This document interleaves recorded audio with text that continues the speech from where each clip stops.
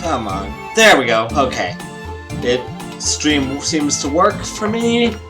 So, here we go.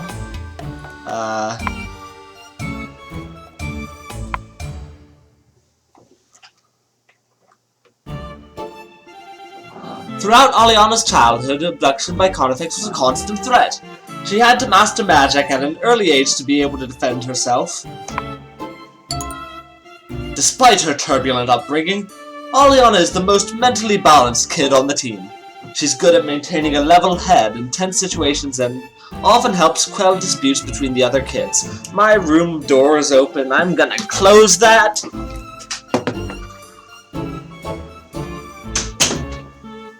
Professionalism is hilarious. At first, Aliana isn't fond of her designation as leader. She'd rather be seen as a friend and equal, not as a superior. But as time passes, she eventually embraces the role for the team's sake. Even then, she isn't sure she's up to the job. Saving the world on the regular is a heavy task for a 16-year-old. Keeping a ragtag band like this from falling apart is even harder. And especially when you have to, like, die twice. Squiddish is Aliana's confidant when she needs to talk about the pressure. She knows he's dealing with plenty of his own stuff too, so she doesn't lay too much on him, but she gets some comfort out of talking with him. Aliana kind of likes Squiddish in a romantic sense, but it's not a very large crush. She tries to stay above the team's romantic drama as much as possible. The mission is more important to her. Aliana is a little jealous of Alluvia, but the two girls are good friends and love spending time together. They have plenty of humorous and dramatic conversations throughout the story, showing a contrast between Aliana's frank, realistic outlook on life and Alluvia's more idealistic, hopeful philosophy. Revilian's attention makes Aliana uncomfortable, but she doesn't quite know how to deal with it without making things worse. She usually avoids talking to him when possible and tries to subtly signal disinterest in the hopes that he'll get over his crush. Mostly, she just pities him. Next on the cast roster, there's the player character, referred to by most people as the Adventurer.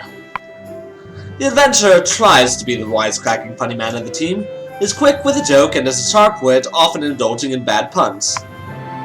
He and Alluvia make up the majority of the series' humor. The two of them get along great. Hey, more songs I recognize. Unsurprisingly, this chipper attitude is just a mask. Beneath this mask he wears, there's nothing of him. Just horror, shame, despair! He thinks of his personality as amorphous and inconsistent, a blank slate without clearly defined traits.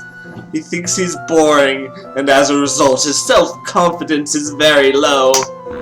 Ah! Being an amalgam of Stinky, Loof, Kooky, and Peeg doesn't help this mental state any. As he learns more about the four heroes he used to be, he begins to idolize their memory. He hates himself even more for what he sees as falling short of their example. This self-loathing bleeds into his attitude towards his job. Adventuring isn't something he wants to do, nor is it something he's called to do. It's just what he does. He performs the motions of heroism mechanically, unfeelingly, faking it somehow. He's not even half where Squiddish worries that he's not strong or important enough to do something that matters, the Adventurer thinks that even with all the strength in the world, nothing he does will matter anyway.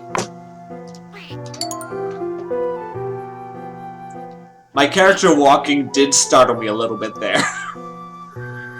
The Adventurer gets along well with everyone on the team, but he feels like an unnecessary extra. He hides his mental state well, but that's not a good thing, because it means he can't get the help he needs. Anvil. It's funny because Anvils are hilarious. On that cheery note, let's switch to Prepostradamus. Don't worry, this part will be a little lighter. Prepostradamus is bombastic and grandiose at all times. He boasts highly of his own abilities, even when it's glaringly obvious that he lacks them. At the first sign of danger, however, he squeals like a child and runs away for the hills. He's mostly played for comedy.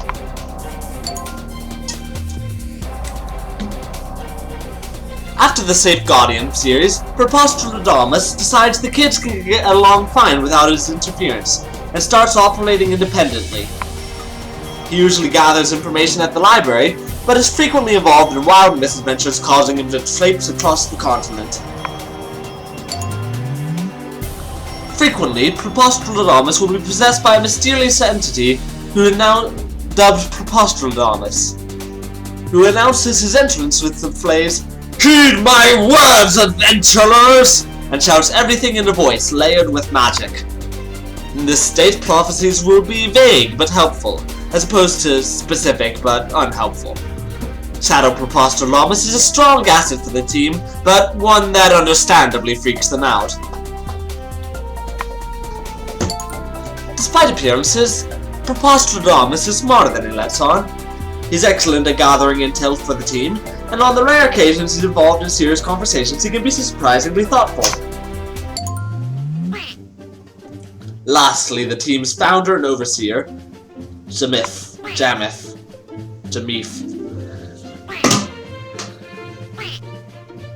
Jamif is the team's mission control. While the others are out on missions, he stays back at the Wonderland Teleport Agencies, monitoring their progress.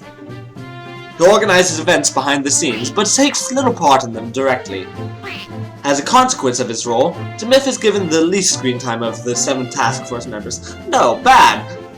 Always give Giles a big role. Their issues generally take precedence over his, and as a healthy, stable adult, he's fine with that. This isn't his story, and he's fine remaining a background character. Jamif does have issues of his own, however. He can't leave the agency, and he makes no money saving the world. This causes some strain with his unseen spouse and kids, though this conflict is usually just hinted at. That completes our overview of the story's heroes. Now let us take a look at the villains. Here's a typical interaction between the members of the Order of the Zeebot. Lentis, do you know where the others are? I asked them to meet me here half an hour ago. The kid wanted to finish playing some stupid video game. Don't know about the other two. A game takes priority over my mission. You must instill greater responsibility in your son. Kid's gonna do what kid's gonna do.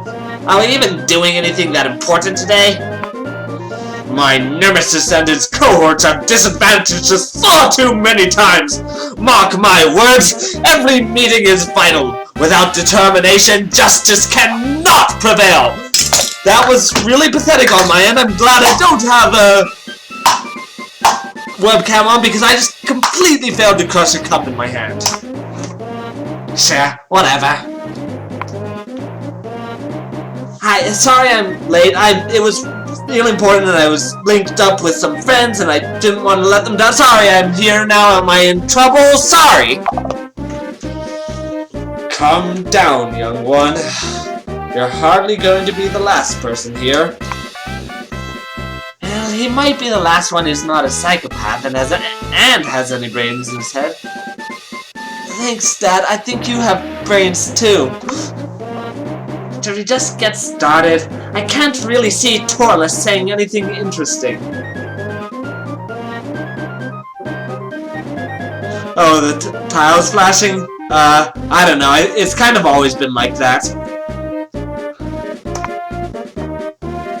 Given his disposition when angered, it would save us no small trouble to delay until his arrival. I'm bored now. Can't we cook up a small plan to kill them? Oh crap, my phone just went off and I'm using it to read things. Yeah, we could rob a museum or punch a tree or walk on the grass when the sign says not to. Would that work, Dad? Hi. Hi. Why do you look sad? You're late, Trollus. We've discussed this problem before. Late? Hey. What's so late? What were you doing that prevented you from coming to this meeting on time? My puppy was sick. He wouldn't talk or move even when I... No, he's getting Drew voice. My puppy was sick. He wouldn't talk or move. No, hang on. God. My puppy was sick. He wouldn't talk or move even when I said please, Mama, sleep. Much better. You've been keeping a puppy in here? Where? Can I see it? Can I pet it? Can I hug it? Sure. Yeah, it's difficult. This is an important voice. Sure. He's cute and fuzzy and he loves me. He stole a moss-covered dog statue when he raided the forest sanctuary. I'm not surprised he hasn't figured out it isn't real yet. If we're done discussing this trivial matter, can we proceed with the meeting? I presume our 5th member won't be arriving today. Meh, that's really for the best. Yeah, he's kinda freaky. Sorry to disappoint. Well, I'm waiting. Welcome me to the party. Don't just stand there. It's rude. What is the reason for your late arrival, Diabolus? You told me to get some food from that northern fishing village, remember? I was just doing my job. You took far longer than necessary. Well, you know how it is. Some fishermen caught me in the act, so I had to take care of them. By fighting them just long enough to escape, right? Yes, of course. After all, what could they really do to me? No use going out of my way to hurt them. No, dimwit, of course I killed them! And then some kid heard the screaming and ran out, and it just looked so deliciously terrified, and one thing led to another. How far did you go? Let's just say that from now on we should steal from a village that's a little more inhabited. Oh, don't look so surprised. What did you expect when you sent me there without a handler? You do realize this may jeopardize our tentative alliance with the North. I'll leave all the politicking to you. I'm not much of a long-term strategy guy. We can deal with the fallout from this matter later. For now, there is another important issue we must discuss.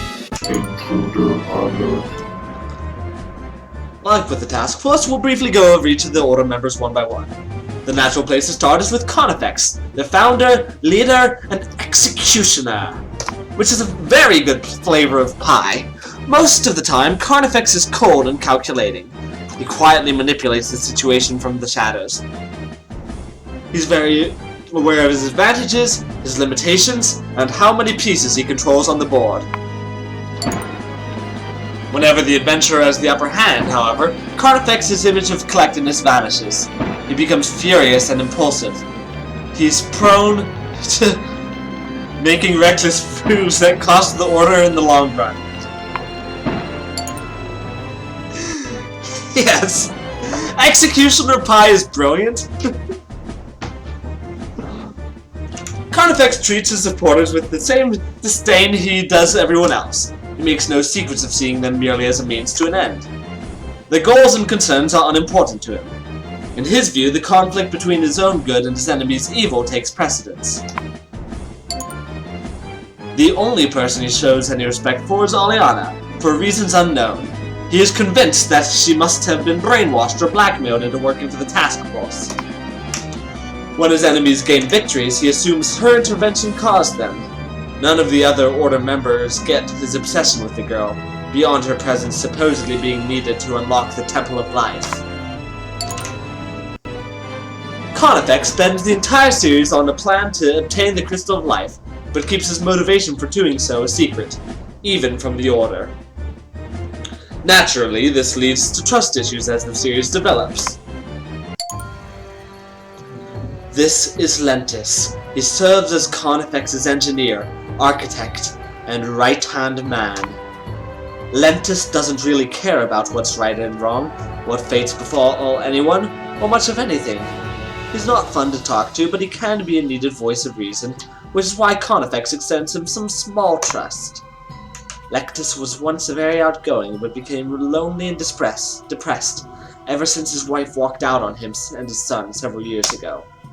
In this world, a shadow stinker is someone who has dedicated themselves so completely to a single task that it consumes their whole being, leaving them a shadow of a person. Lectus's task is to find the Crystal of Life and use it to resurrect his own spirit, so to speak. He wants to feel alive again, to feel something again. With Lentis' son Logus, the apple couldn't have fallen further from the tree.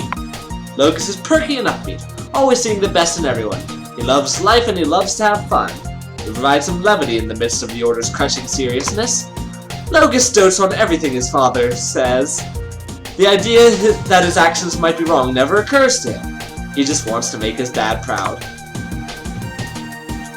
To Logus, there is no great struggle between good and evil, or even much of a struggle at all.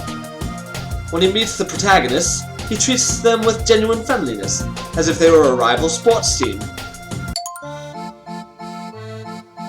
Logus shares the Order's comic relief with Torolius, though the two are somewhat different.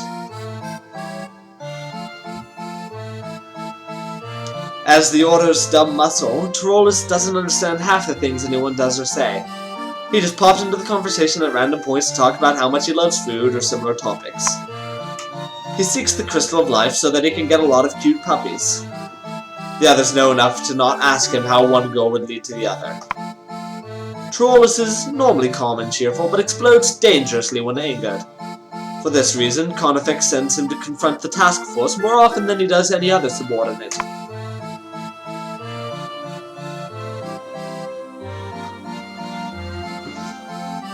Nobody's really sure how Torolius showed up on the team. They remember a time before he was there, but don't remember actually recruiting him or why they'd go through the trouble.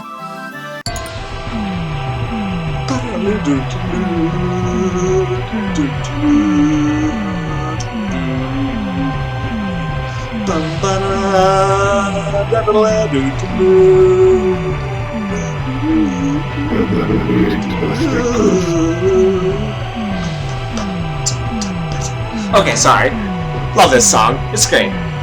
Now let's talk about someone who's decidedly less nice or funny. The Order's resident sorcerer, a fire stinker named Diabolus. Diabolus is more a force of nature than he is a typical character. He personifies sadism, hatred, and the lust for violence. His sole source of joy is watching people Sorry, I'm getting really excited about this song. Dun, dun, dun, dun, dun, dun, dun, dun. Anyways, okay. His sole source of joy is watching people tear themselves and each other apart. Both the task force and the Order realize that he has zero loyalty to Conifex. He only allies himself with the Order for the tools to cause as much destruction and devastation as possible. He doesn't have any interest in the Crystal of Life, or even any clear long-term goals at all. He only has a short-sighted desire to see everyone burn. The other members of the Order hate and fear Diabolus. Even Logus is too unsettled to talk to him. Conifex controls him with strict magical bonds because he believes his destructive power can be useful. Whenever Diabolus shows up to the scene, the comedy grinds to a halt. Debatable. Murder can be hilarious. This is a man who kills children and tortures animals for no reason at all. There can be no sympathy for such a character. Diabolus poses something of his philosophical dilemma to the heroes. Most of them believe that people are good at heart, that experiences are what make you bad, that anyone can be redeemed, or similar dogma. If that's the case, then how can such a willfully evil person be explained? What caused him to become like this? The task force tries several times throughout the series to answer this question, and every time they fail. There's no explaining Diabolus. He simply is what and who he is.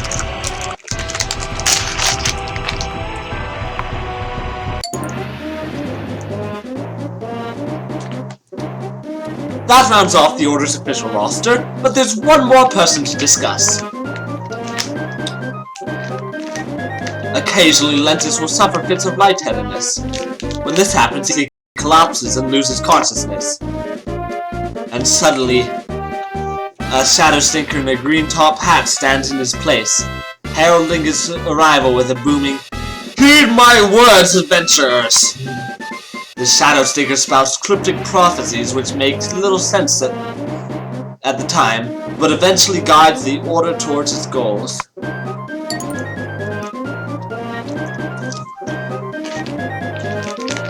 Shadow Preposterdamus has been helping both sides since the beginning. Neither the task force nor Order knows of his involvement with the other. Everything about this entity is a mystery. How he knows what he knows, why he advises both sides, even a hint of his motives. Everything is unknown.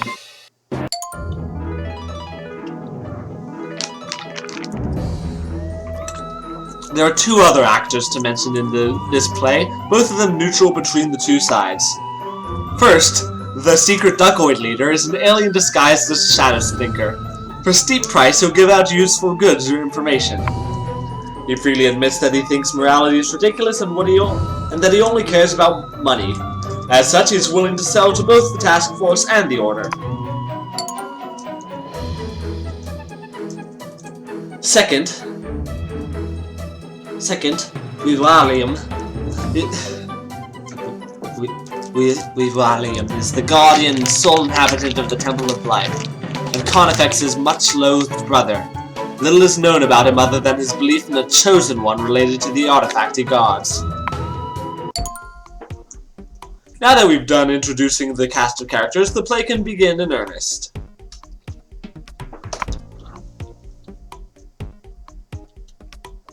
The task force's primary objective is to collect the 4 Master Keys, which once belonged to Stinky, Loof, Kooky, and Peeg. These keys unlock a location called the Training Ground, which contains a universal teleporter that can bypass any obstacles or shields, including the wards preventing access to the Temple of Life. At the start of Book 2, the task force has 2 keys and the Order has none. The task force could destroy the keys they already have, preventing anyone from accessing the training grounds and blocking the Order from the temple, but the keys are just the easiest method of entry. Other, subtler ways do still exist. The best way to prevent the Order from taking the crystal is just for the task force to collect it first. Kooky's and Peeg's key are both unaccounted for, but Shadow Preposterdamus has said that the former will be found first. As such, most of the task force's work focuses on finding Kooky's key. Preposterdamus helps the team by gathering information. While most of his work takes place in the library, he often goes out to conduct in-person interviews. Through convoluted and dubiously sensical means, these excursions usually land him in all sorts of trouble. For example, one time he idly quipped some political gossip in the Wonderfalls Central Plaza, which sets off a chain of riots all over the city.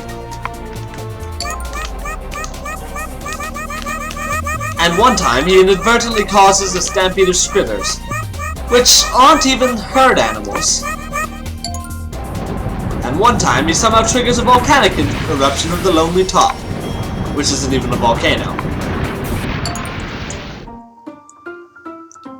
While Preposteradamus is off doing his thing, the rest of the task force minus Jamith are busy going on missions.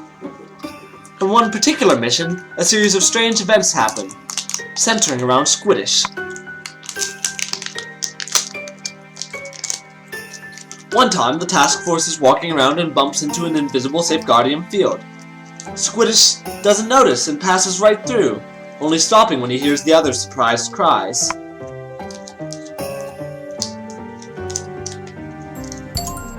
To everyone's confusion, he can step across the line at will. At the time, this is chalked up to the Safeguardian being faulty in some mysterious way.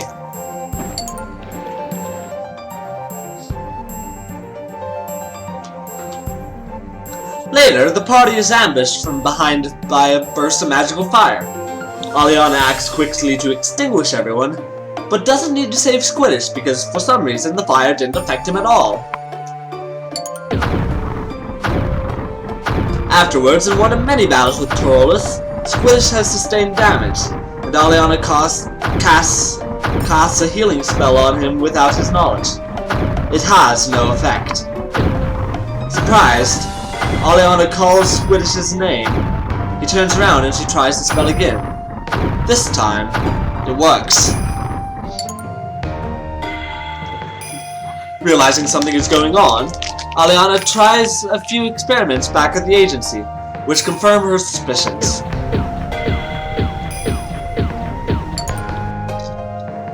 Squiddish has a rare mutation that makes him immune to magic. The only spells that affect him are those he wants to, and those he subconsciously expects to.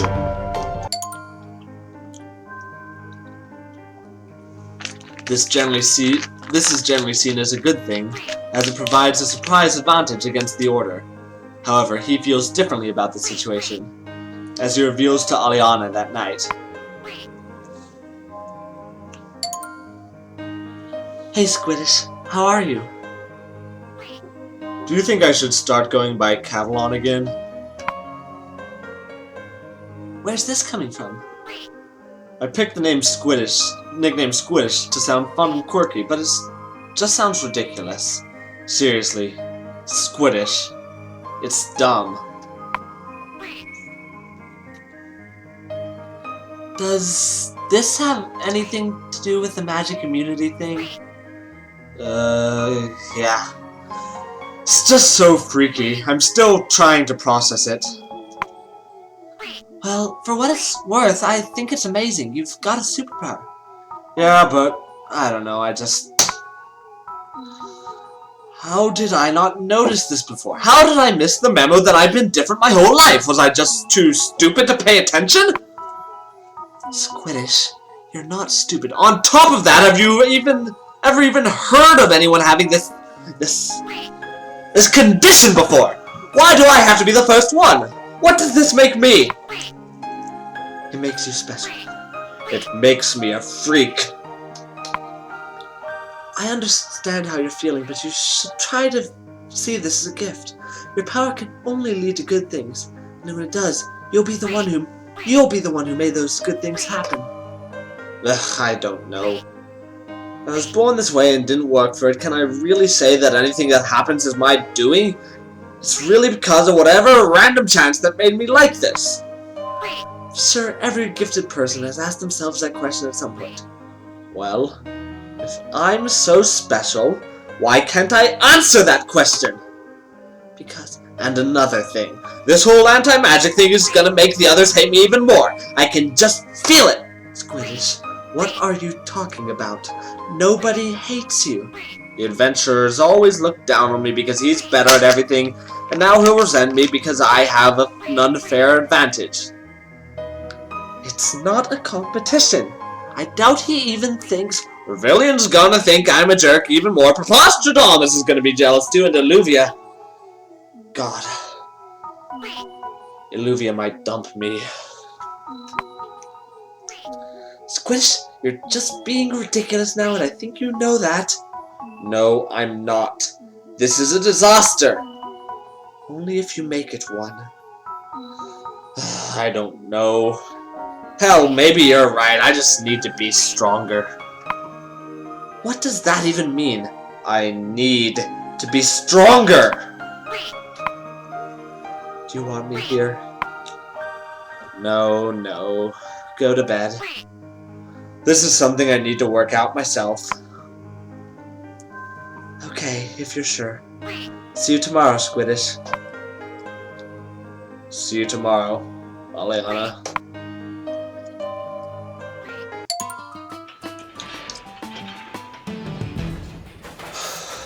Around this time, Prepostradamus finds a clue to the location of Cookie's key, the name of its now deceased guardian, Puteo.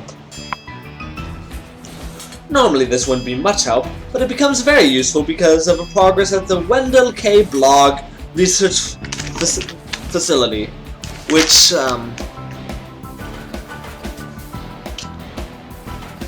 Jarmuth pulls some strings to get the team into. After the disappearance of Stinky, Loof, Kooky, and Peeg, the facility began building a techno-magical machine that could locate someone with only their name as input. Is this a massive and disturbing violation of privacy? Yes, but it's the only way forward, so the task force begins to help construct the machine. Naturally, this machine requires several rare resources and mystical artifacts scattered around Wonderland. As a result, the task force has to go on a few adventures to acquire these materials.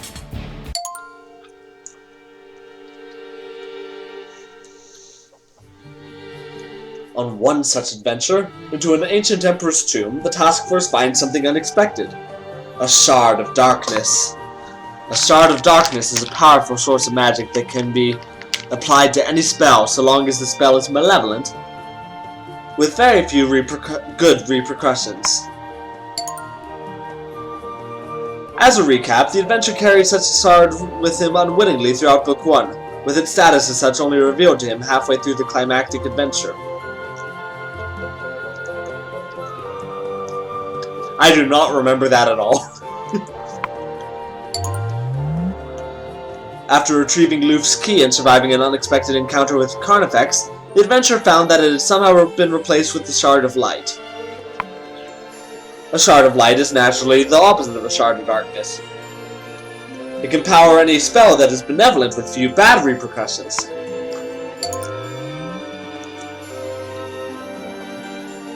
As the task force is about to store the new Shard of Darkness securely in its agency, Shadow Prepostradamus appears and advises the adventurer to carry it in his backpack instead. So, he does. The Order is also looking for clues to Cookie's key, as well as engaging in general ill-intentioned shenanigans. Frequently they bump into the task force, resulting in skirmishes. In one instance where the task force encounters and fights Lentus, Revilian ducks outside the arena because he's not a great fighter. This situation results in the following conversation.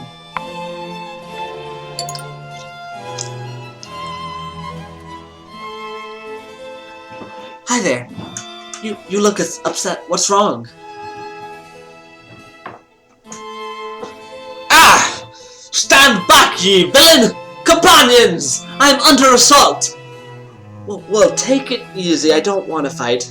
I don't know why Dad's fighting you guys in there anyways. If not to engage in fisticuffs, then what be your business here? I will have you know that I am a rogue Zeebot hunter!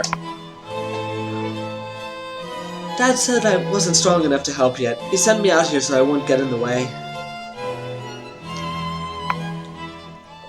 It seems, then, that you're in the same predicament as me. Predicament. Do you want to talk about it? With a member of the Order?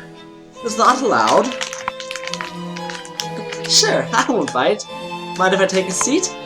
Go ahead. Oh, brilliant! He's sitting on my head! So, who sent you out here? 'Twas Aliana.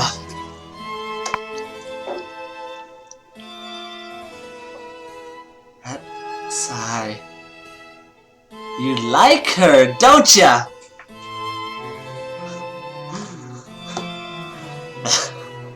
That obvious, is it?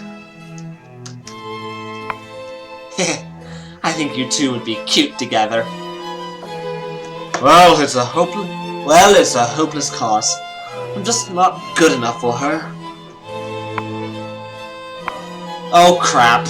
Darn it. Hey. So something about him not being good enough for her. Just that happened, I'm sure. Heck, you can work on those last two. As for the first, I think you're actually very good looking. Thanks. For real though, maybe you just ought to move on. There's other people out there. Maybe your special somebody is someone else. Diabolus! I ship it! But I just love her so much. She is the one. She has to be the one! Well, I can't tell you what to think, but you sure don't seem happy right now. Maybe moving on will fix that. Maybe you're right. And hey, at least you've got good friends, right? They all seem to like you. Do you really think so? You? With all your charms? Of course, I think that if you stop being sad, you'll see you're actually pretty great. Everybody is. You're too kind.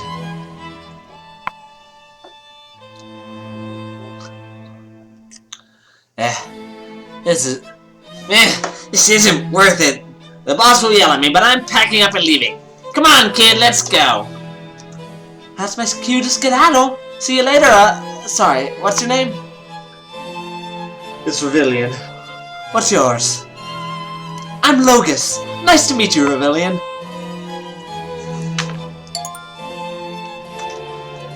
Nice to meet you too, Logus. Thank you. Thus, a member of the task force and a member of the Order form an unlikely friendship. They talk in private once or twice more before the end of Book 2.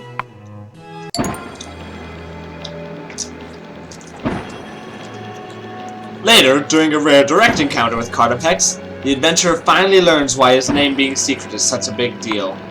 Intruder alert. Years ago,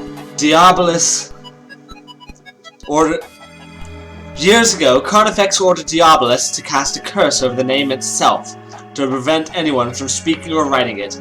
He wanted his hated enemy to be left bereft of even his identity. Diabolus, being who he is, followed through on this request by making it so that anyone who tried to say the name would violently combust.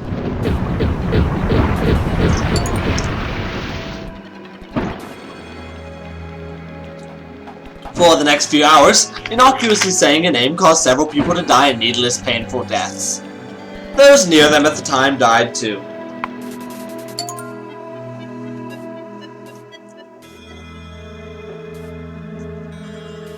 Carnifex soon realized his mistake and gave more specific instructions. Diabolus, unwillingly, cast another curse that made communicating the name physically impossible.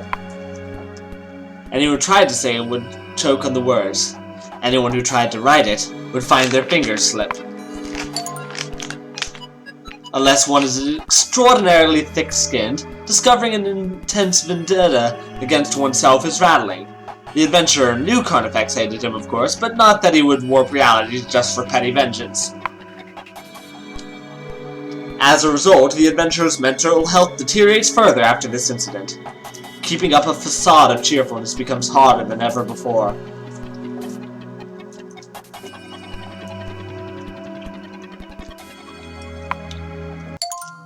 Throughout Book 2, the government of the East seeks aid and intelligence to the task force, sends aid and intelligence to the task force as repayment for saving the Emperor's life earlier. Normally this is a huge asset, but near the end of the book it becomes a complication and liability. Because the task force is effectively a vigilante group, it has tried to remain hidden from the authorities in the West, where the agency is located. However, the Intelligence Ministry eventually discovers that something is amiss, and stumbles onto the task force's headquarters. Once they capture and interrogate the team, they discover that the East has been funding an illegal adventuring group based right in the West's capital city. Suddenly, the task force is thrust into the middle of a sensitive political situation. More music, I know. Before we go any further, it might be helpful to have some background on Wonderland's geopolitical makeup. Most of the continent is divided between four nations, colloquially referred to as the West, the East, the North, and the South. The West is a republic, governed from Wondertown by a regularly elected Chancellor and Senate. The East is a monarchy, ruled from Castellias by a hereditary emperor and his advisors.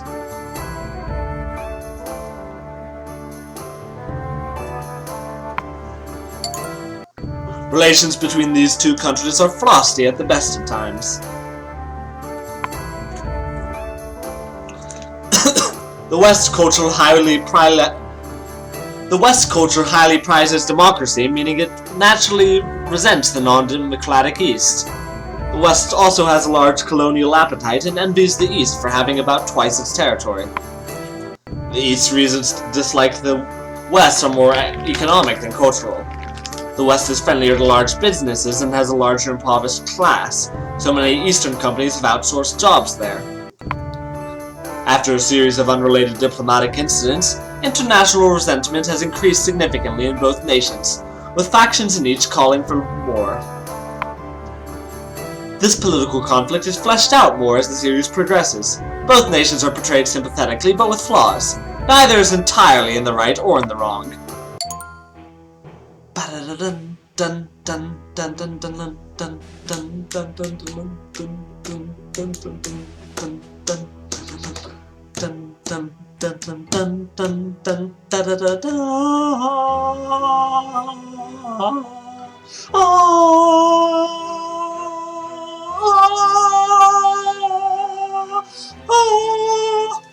Yeah, nothing good ever has that music.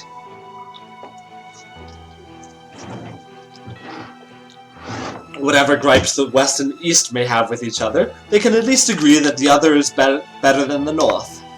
The North is a cold, barren military dictatorship. Its chairman and council, based in Cloud City, rule the country with an iron fist.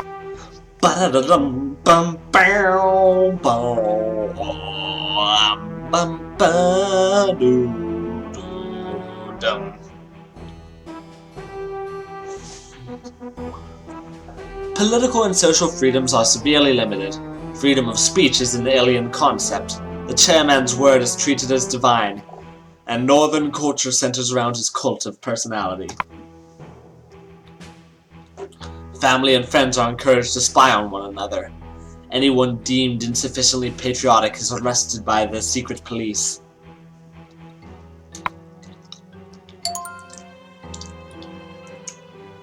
The North is highly militaristic and xenophobic. Enrollment in the armed forces is mandatory for most citizens. However, its military is largely ineffective due to poor equipment and training. Most of the country is a frozen wasteland. Imports are forbidden, and farmlands are usually worked by dissenters without farming experience. As a result, starvation is common in the North, especially among the young. Escape is made difficult by hordes of guard patrols and miles of inhospitable mountains. Successful emigrations are very rare. Postradamus is from the North. When he escaped, he was in a party of 10. Only 3 survived.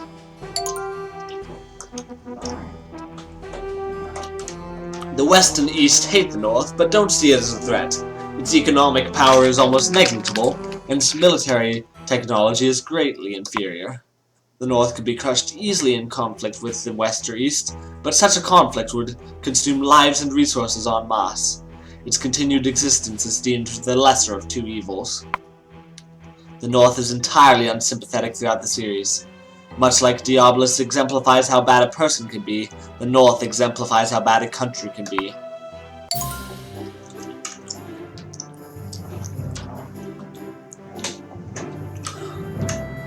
The South is a smaller mercantile state based in Wonder Falls, which generally tries to stay away from conflicts like these. It has its own political and social problems, but for the most part, these are irrelevant to our story. Oh, that was short.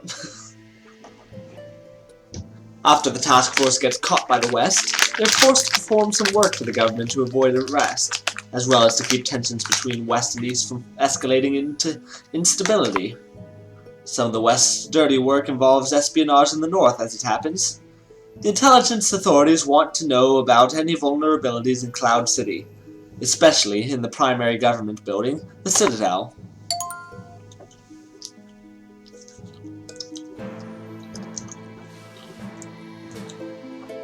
This is a dramatic series, but it's sprinkled with comedy throughout. The characters have their problems, but mostly get along well, and laugh more than they cry. The overall tone is optimistic and adventurous. This tone is dropped entirely during the task force's unwilling visit to the North. The North is not funny. Hang on.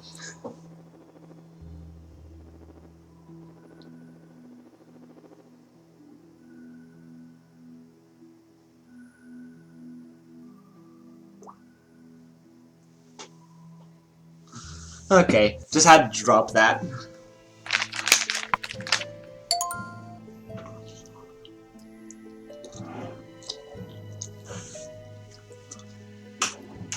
I like how every single time Paravel says anything isn't funny, I immediately start laughing. During their long walk through the streets of Cloud City, the team's usual banter stops, replaced with stunned silence as they see how much suffering there is. They see a person being hauled off, kicking and screaming for not saluting a portrait of the chairman. And masses of beggars pleading for something, anything to feed their families. Look down and show some mercy if you can. And the frozen corpse of a child, thrown out into the street and left to starve. The sights of the North have a sobering effect on everyone in the party, but Eluvia gets hit the worst of all. This conversation takes place as Aliana attempts to comfort her before the team infiltrates the Citadel.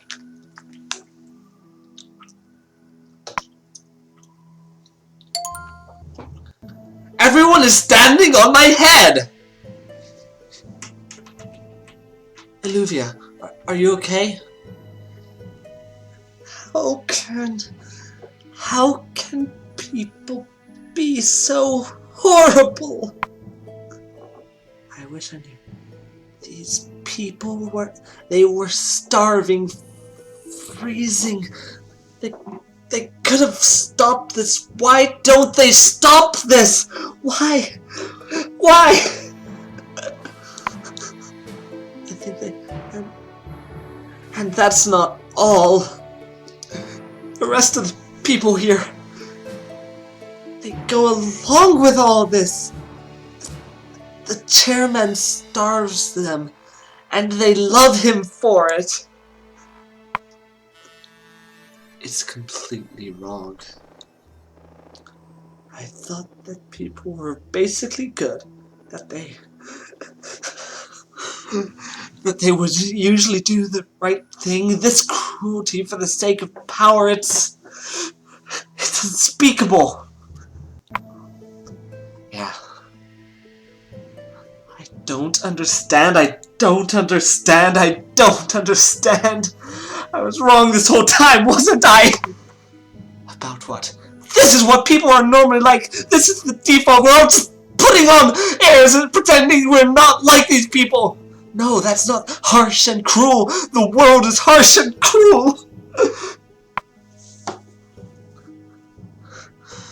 Eluvia, if this is what the world is, then why are we fighting to save it? What's the point?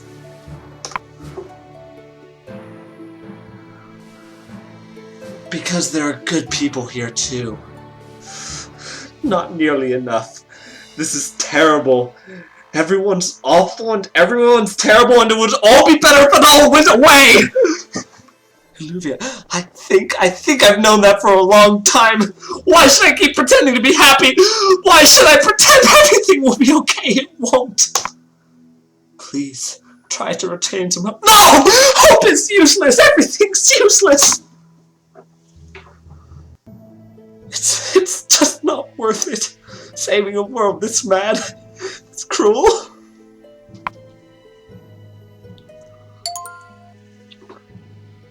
A guard patrol doth be approaching from the side. We should make haste into the building. Illuvia, can you do this? Even though it's pointless, I guess I can try. Let's get this mission done and get the hell out of here. It won't matter. I'll do it, but it won't matter.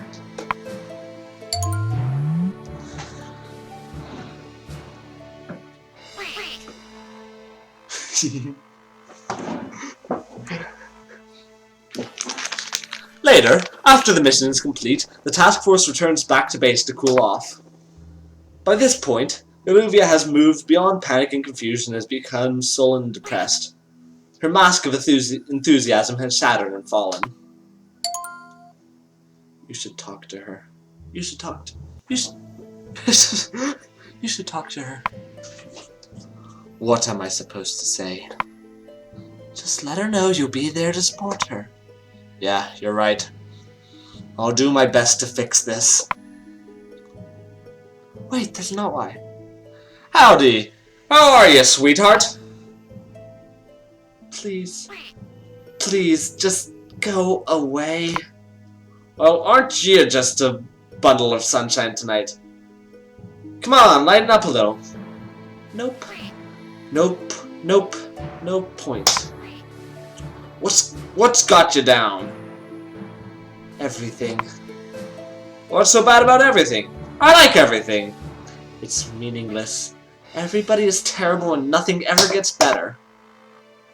North kinda sucks, but not everybody lives there. That's supposed to be consolation? Sure, just be happy and things will get better. Happiness isn't a switch I can turn on and off. Really? Because you've never been this sad before? You're always happy. It's the reason I like you. That's the only reason, huh? Well, it helps. I haven't been happy for some time.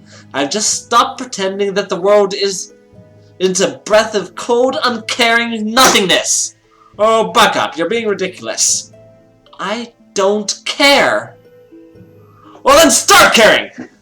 Don't like this tragic, sad time, self-pitying thing you're doing. Now cut it out so we can all like being around you again.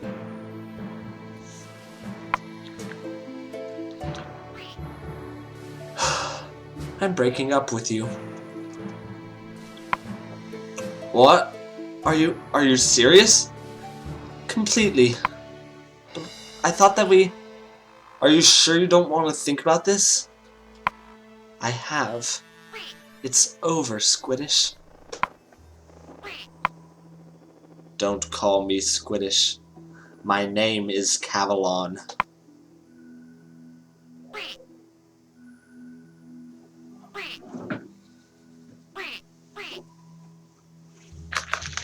I like the duck.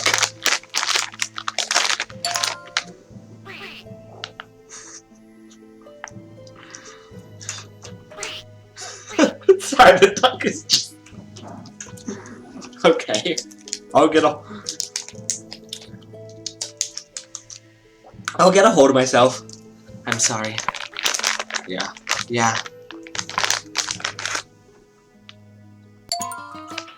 Meanwhile, at the Wendell K. Blard Research Facility...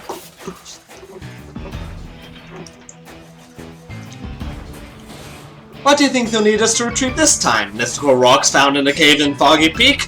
A rare potion from a southern village? The first fireball ever spat by a baby fireflower?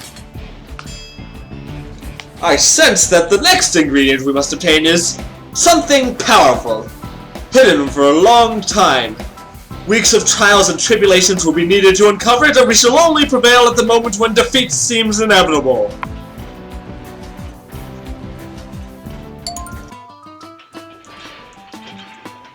Gentlemen, I have excellent news. Your delivery of the Chancellor's Right Sock last week was the final piece to complete the machine. At long last, it is finally up and running. Meanwhile, I sense that you're full of crap. I suppose my grand powers might not be unfailingly precise. Dr. Blarg, may we use the machine now? Certainly. In fact, we wanted you to be the first to test it out. Just step up to the console up here. Preposterdomus, care to do the honors? Certainly. Once I type someone's name, the machine will scan for the location, correct? Not quite. The machine keeps a table of the locations of all stinkers. The field on your screen merely guides you to the appropriate row on the table. Yikes, this thing is even more intrusive than I thought it would be. Couldn't you just search for one person at a time instead of constantly updating everyone's locations? We could, but this is way more powerful. Plus, the only additional piece needed to make it this way was the block of Stellarium. But, you didn't need that thing! That adventure took weeks! We dug up half the wasteland looking for it! My cell phone got eaten by a grue! And we're all thankful for your sacrifices. How do you like the machine, Preposterdomus? I've typed in Jamis' name to test it out, but nothing is being displayed. Is it broken? Oh, that's good. Did you hit enter?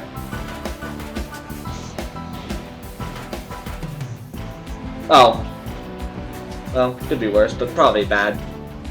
Thing is... Okay. Ah, there we go. The machine correctly lists Jamif's location as the Wonderland Teleport Agency, so...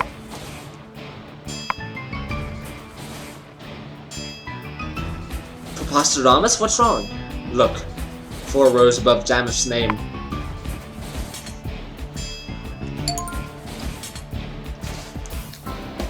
Well, could this be a glitch? Nothing ever works right on the first try, you know. No, trust me, this is probably legit. How do we break the news to Aliana? Let me handle it.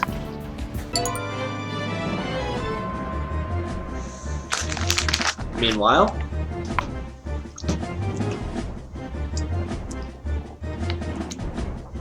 How's it going, boss? They've turned on the machine. Activate your monitor. Well, looky here. Looks like that spyware program you designed works after all. Of course. Everything our foes know from the Universal Locator, we will know as well. They just tested it out on their boss. It looks like... Like what? You've got some explaining to do. You have no right to demand anything from me. You said you killed him. Yes. You said our prison wing was there just in case. Yes. Then why does it say that Iseron's alive and in... It is not important for you to know. Meh, whatever. Just figured I'd mention that your secrecy stick is dumb. Thank you for your unsolicited feedback. Now look at the screen again. Puteo's body is at the top of Mount Basalt, eh? Then that is where we shall go. We set off tomorrow at dawn.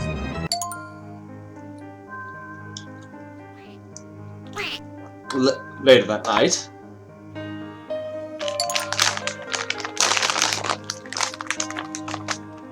Hey, Aliana. How's it going? Yeah, sorta figured as much. Of all the adventures we've had, this was definitely the worst. No arguments here. There's a reason we never go to the north. No, it's not just that. There's also the way you talked to Illuvia this afternoon. Do you want me to apologize for trying to snap her out of her funk? I want you to apologize for being so ridiculously insensitive. Couldn't you see that you were making things worse? Well, hopefully she can stop being selfish soon and we can all go back to normal. Oh my god, did you really just call a depressed person selfish? We're trying to save the world here, Aliana. Veluvia's droopiness makes it harder for us all to get along. Will be less effective, and might end up losing everything.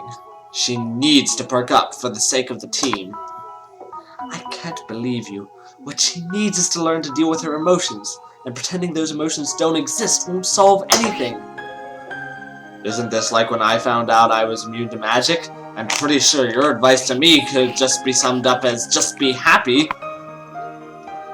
The situations are completely different. Something was troubling you, and I advise you to think of it as a blessing. You can't really do that when the thing troubling you is the cruelty of stinker kind. No. You told me to stop being melodramatic, and that's just what I told her to do too. Her worldview has just been shattered. You can hardly blame her for needing a little time to cry. Like I said before, we're trying to save the world. We don't have any time. Just stop talking, okay? I can't deal with this right now. Fine. Several minutes pass. Squid's expression changes from surly to contemplative to nervous. Hey, look. I know you're upset, but I have something to say that might cheer you up. What is it? Well, it's just... you know... Oh, dear Lord.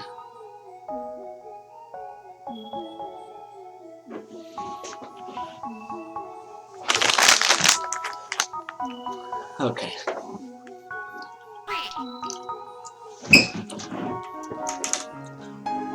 Well, it's just that, you know, Illuvia and I aren't dating anymore, so... Where are you going with this? And I've gotten the sense that maybe you like me too, so maybe we could get ice cream this weekend? Squiddish? Are you serious?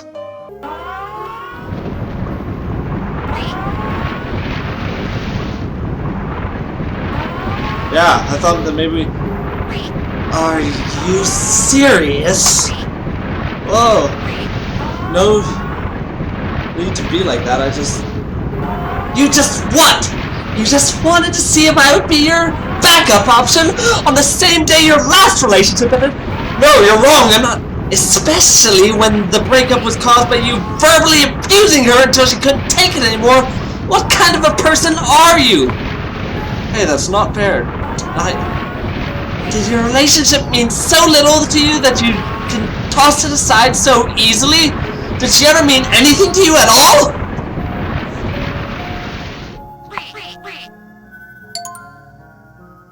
Wait.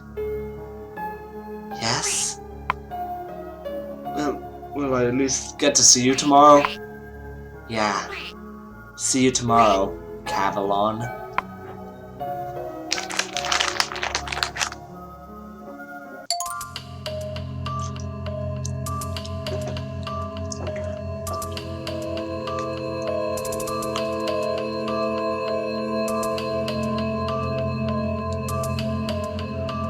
With everything in place, the Wonderland Adventuring Task Force and the Order of the Zeebot simultaneously prepare for raids on the dungeon containing Cookie's Key. The execution of these raids is carried out in the climax of Book 2. This would have been my 75th adventure, titled Convergence.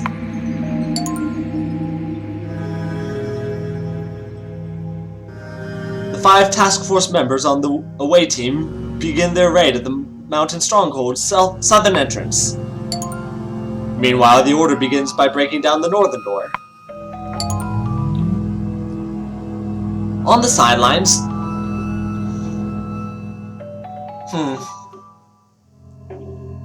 Jarmuth watches in expectation from his room in the Wonderland Teleport Agency. and Preposterodamus continues his work at the library, feeling confident he's close to finding something big. As the task force advances through the stronghold, their normal banter is noticeably reduced. Illuvia hasn't recovered and is very laconic. Aliana is mad at Squiddish. Squiddish is frustrated at it himself and everyone else. The adventurers' attempt at comedy are falling flat. Revilian, lovesick, as always. Eventually, the team comes to a chamber that allows only one person to proceed.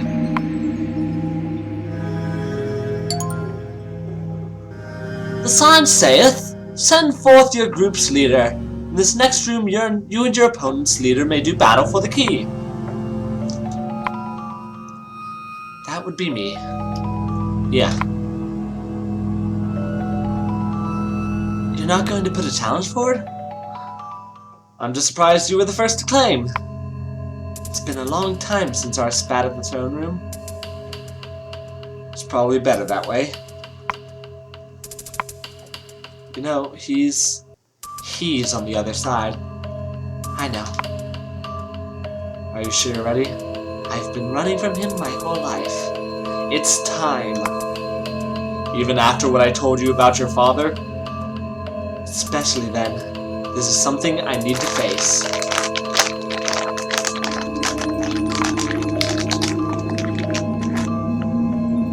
Then may you have the strength of 1,000 stinkers as you face this ghastly tyrant, this angel, this... You know, I'm just gonna retcon that word. This angel of death!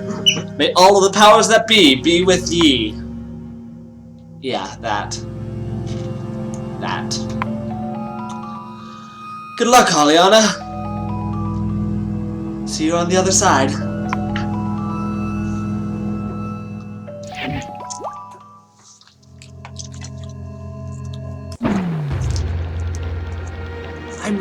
I'm here, monsieur.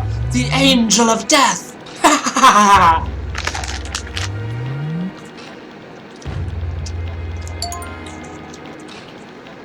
I'm here. At last, we see each other plain. You're expecting the adventure, right? You don't seem surprised to see me. I have been preparing to meet you all my life. We're evenly matched then. I've been preparing all my life to confront my father's killer. Have you now? For this be a happy day for... For your father yet lives. No, my father is dead, and you killed him. No, Aliana, He died years ago, and he's certainly not standing before me now. You no longer have the right to use his name. How long have you known? A few months now. Then, how did you know? Don't insult me. Your protective fixation on me made it obvious.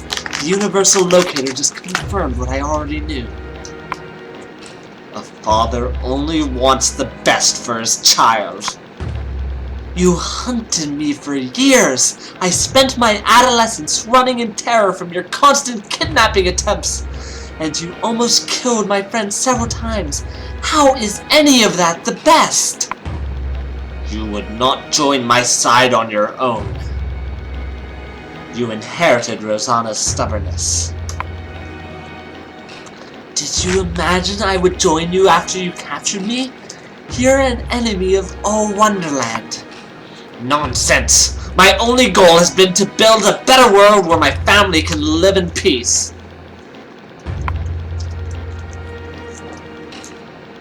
What does the Crystal of Life have to do with that?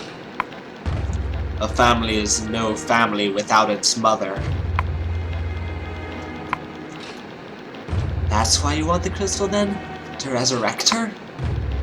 Her life was unjustly stolen from her. I shall restore her, and along the way, avenge her.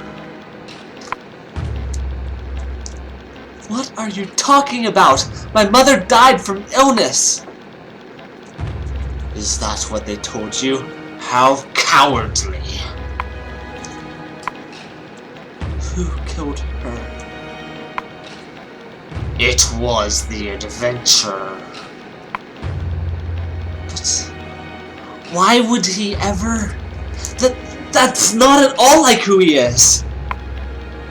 I saw this scene with my own eyes. She was sitting on a cliffside, peaceful, relaxed. The adventurer snuck up from behind and pushed her into the waters below. No. You're lying. That's impossible. There's no way.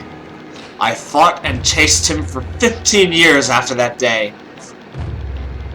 He never once denied it. He never once showed a trace of remorse.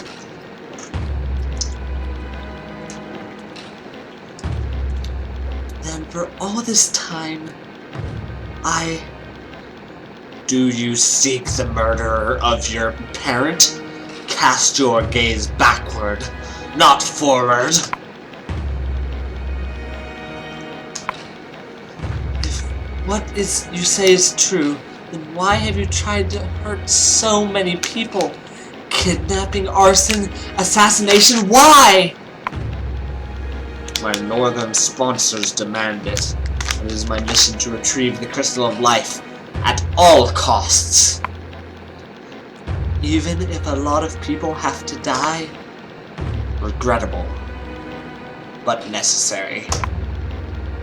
You would place your own family above everyone else's lives?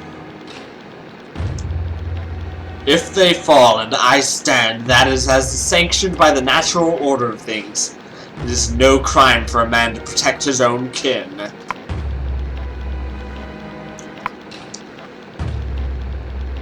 You're a monster. How can you say that to your own father? How many other families will you destroy before you're done? How little empathy can you have to rationalize that away so easily? I could never sympathize with a person as horrible as you.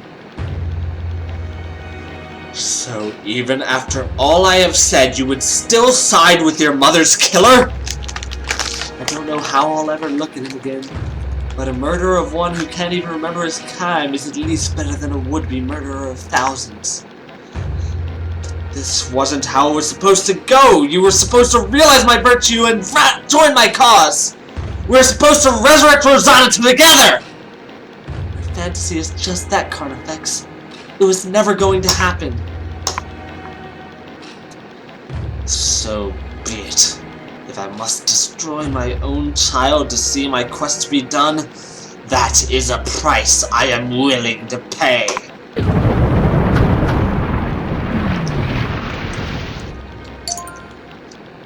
This is mine now. How? I've been training years for this moment. How could I have been knocked down so easily? Your confusion hinders your resolve.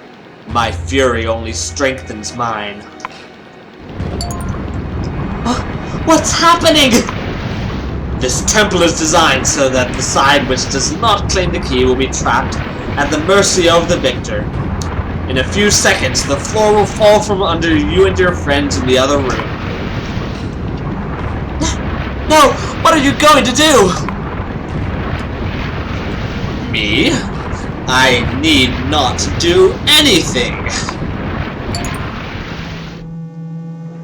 Aliana, Squiddish, Rebellion, Luvia, and the Adventurer fall down, screaming. They land with a thud. So, I take it the meeting didn't go so well.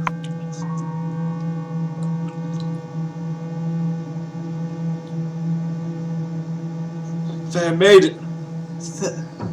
maiden, how couldst thou have lost? What foul trickery was put in play? You failed. This is where it ends, right? Oof, this sucks. This cage is really constraining. Well, well.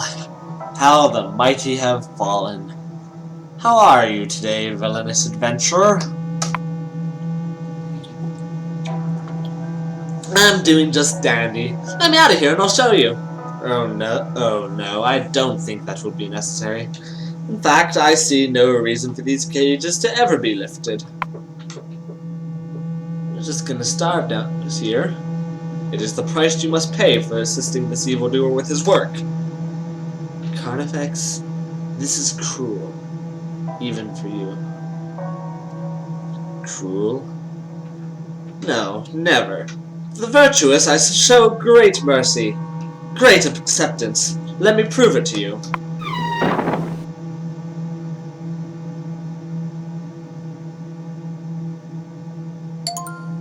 You're free. Why only me? I don't understand. Because you have my sympathy. Because you have my sympathy, fellow victim of treachery. Treachery? Whatever do you mean, foul villain? Your once lover scorns you. Your role model thinks nothing of you. Your reluctant teammate boils with jealousy when he sees you. Your childhood friend has spurned your affections and decided to hate you. What is this? What are you trying to pull? How do you even know about... Squiddish, don't listen to him. Of course we don't hate you. There is nothing left for you here. Why not serve a more righteous cause? A cause in which you would be respected and admired. Then, do you mean... your unique skills and abilities would be put to good use in the Order of the Zeebot? Don't do this, Squiddish. You're better than this. You know that this is wrong. You made a covenant with us! A sacred vow! Cast it not aside for fleeting dreams of personal glory!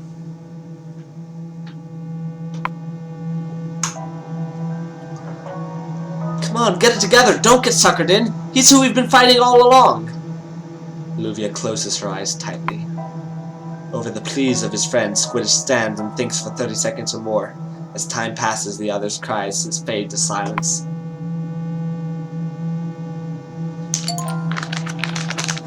On one condition.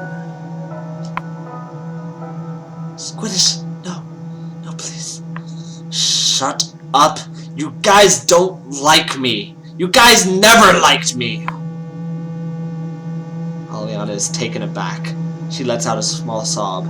There are tears in Squiddish's eyes too. What is your request? The curse over the adventurer's name. Can it be modified? Edited? The magic is flexible enough to allow certain alterations, yes? Can you make it apply to a different word instead? That is within my power? Then do that for the word Squiddish. It's a silly, stupid, childish, weak name. It never mattered. I never mattered to these guys, so I'll get rid of everything that tied me to them. Even my name. Are you really thinking about doing this? Are you really thinking about doing this, Squiddish? It's Cavalon! Not Squiddish! My name is Cavalon! Aliana gasps lightly, her eyes brimming with tears. A brief, despairing silence descends on the room. Carnifex pushes a button on his earpiece. Hello, Diabolus, there's something I need you to do.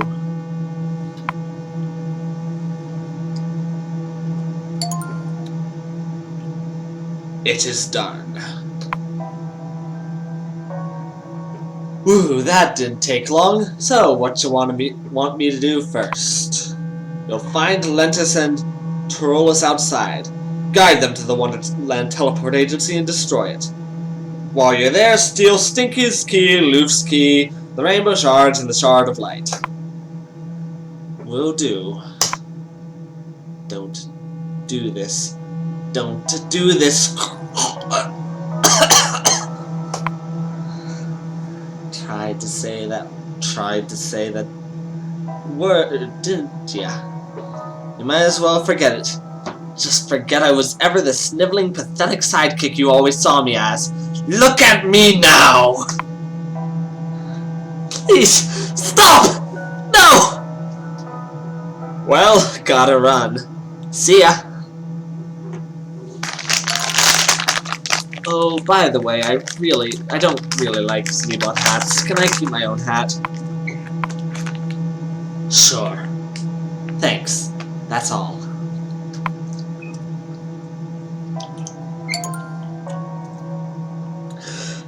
How could this happen? How could it come to this? Don't be surprised. This is just typical. We should have known from the start that he would be a snake in the grass. His panache, his arrogance, this is just what guys like him do. They're all unrefined brutes. You need to stop. Right now. You've heard too much from me already. I won't talk again. There's no way I can read that without it sounding stupid. But I'll try anyways, because that's what I'm here for.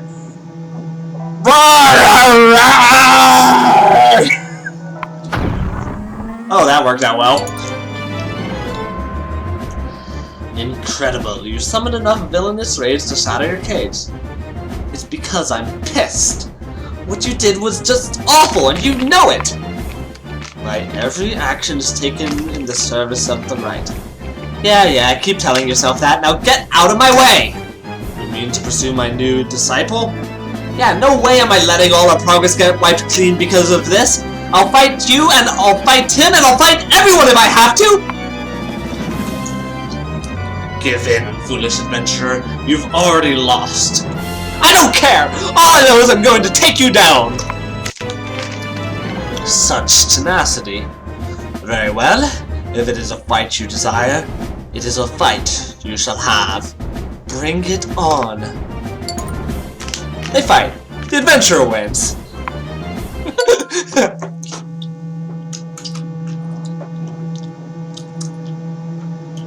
You are as brutish as ever, my old foe. You've been beaten, now get out of the way! I have a traitor to chase! We were fighting for some time. It's too late now. By now, they've completed their righteous mission. Your base is destroyed. Your artifacts gone. Your power vanquished. The task force will pose a threat to me no longer. Even if that's true, we'll come back. This isn't the end. I have more important matters to attend to. Goodbye. Oh, by the way, your name is Virtus. Suppose it was never that important.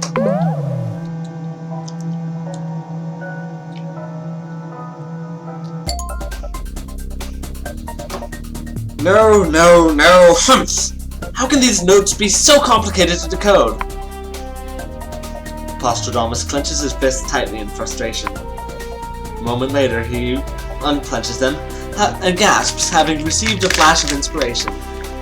Wait. Of course, that's the cipher they're written. If I overlay this page, then the message becomes, I'm dead! Postradamus scans the papers in front of him for several seconds, blinking twice rapidly.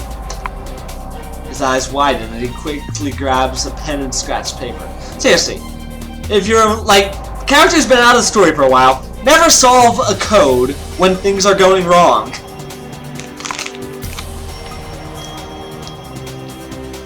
This is big. This is really, really big. The others will love this. They'll be so proud. Postradamus finishes writing, pulls out his cell phone, and punches in Aliana's number. Nothing happens. Huh? What the? Why am I not getting reception? Can't exactly let you call for help, can I? Ha You, how did you find me? How did you get in here? A sorcerer never reveals his trick. Come on, old man, I'm ashamed you even asked. My research. Is this about my research? Are you trying to stop me from telling the task force? Oh, those scribblings you have there. Nah, trust me, it won't be relevant. Then why are you here? Bored, mostly. You're a funny guy, right? Say something funny. Look, there are other ways to relieve boredom. How about a nice game of chess or tennis? Mahjong? I could give you a good book to read. Books are great! Ah, you're hilarious. This is even better than I thought it would be. Please, is there anything I can say? Anything I can do to get you to stop? Nope. Just don't be too pathetic on the way out, I guess. Oh, you don't need to worry about that. I'm no adventurer, but I can still fight. I can defeat you. And the scaredy cat hisses and spits. Honestly, this just keeps getting better. I'm gonna miss you, old man. Wish me luck, kids. Be strong. Let's get started then. On guard! 2 minutes later.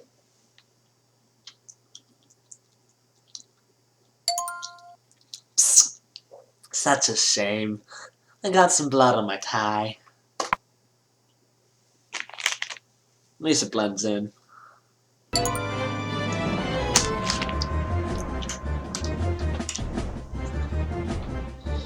Though you've met before, I believe a formal introduction is in order. Please welcome Cavalon, the newest recruit to our sacred mission.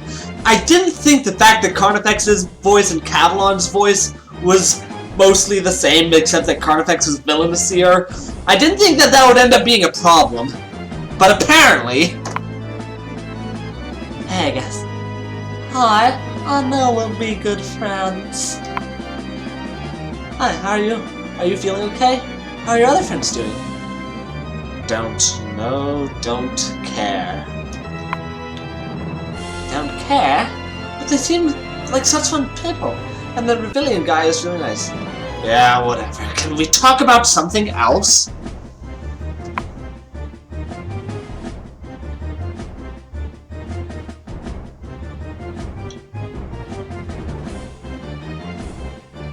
But those guys are cool, and if you're mad at them for some reason...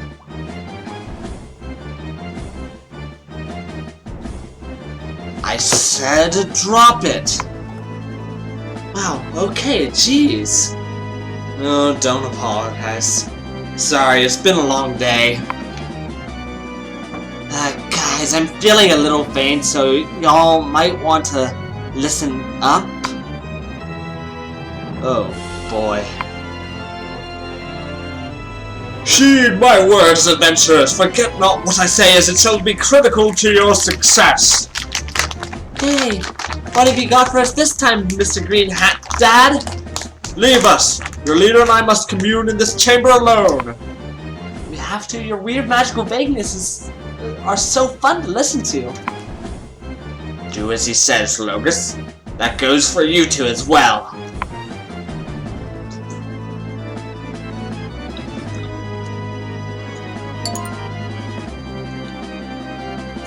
They're gone now, so you can drop the shouting act. I'm sure your voice must be getting hoarse. Hey, it like works for me too. It's like fourth wall breaking. Thank you for your concern, but I don't get health ailments like that. Call it a perk of the job. Smug as usual. Do you know I always hated you?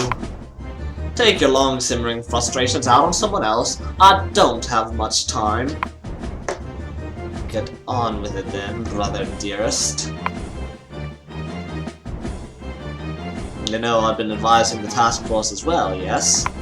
Of course, you always did prize your so-called balance above all else, especially above doing the right thing. I spoke through the Prophet and now he's gone. The line of communication has been severed. Will you withdraw from our side as well then? Balance must be maintained until the critical moment. Then what brings you here now? Sentimentality, I suppose. I wanted to say goodbye to my little brother. That's all? That's all. Fly back to your temple and your coward's throne. Lie in wait, knowing that while you are too weak and foolish to serve justice, I act as its champion. And know that when your critical moment arrives, the villains you treacherously aided shall fall, and the servants of the right shall stand triumphant.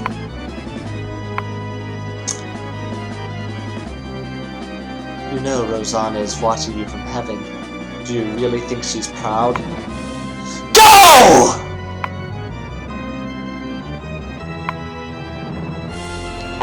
Boss, what happened? Nothing important. Retire to your chambers for now. We have much work to do in the coming days. We can camp out here for the night. In the morning we can contact Jamif and come up with a plan. Are we even sure he's still alive? Look, I don't want to think about that right now.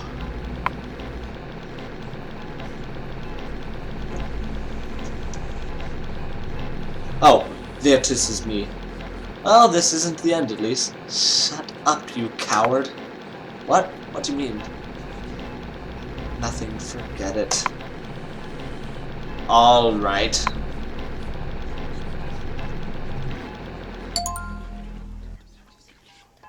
Maybe this really is the end. Look at us. We're a mess. Carnifex clearly said something awful to Aliana, and she's still reeling from it. Brilliant had his heart stomped on, and he knows he deserved it. Luvia's lost hope completely. Squiddish, no. Cavalon has turned to the dark side.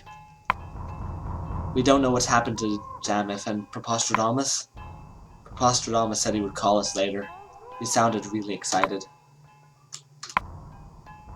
Worthless. I was right before. Everything's worthless. The Order has 3 keys. We don't have any. Plus we just lost our home and our means of transportation. I finally found my name, but it doesn't cure anything. It doesn't even mean anything. Except like some really on-the-nose thing about, like, manliness and virtue and so on. What happens now? Do I even care what happens now?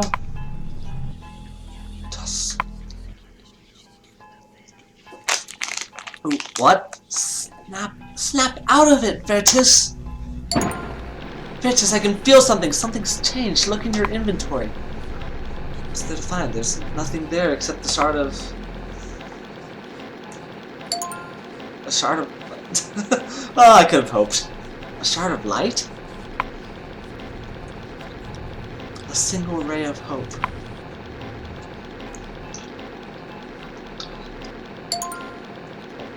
End of book 2. Okay, I'll probably save and call it a night myself as soon as I can do so.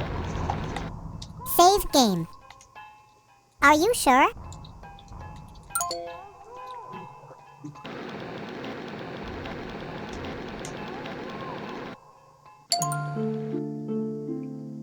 Okay, that's it for that stream, and I'll probably pick this up tomorrow or some other time that's not tomorrow. So, yeah, also, since I don't have a webcam up, you're just staring at a blank screen, which is not the most fortunate thing, so I'm gonna close the stream. It'll be great.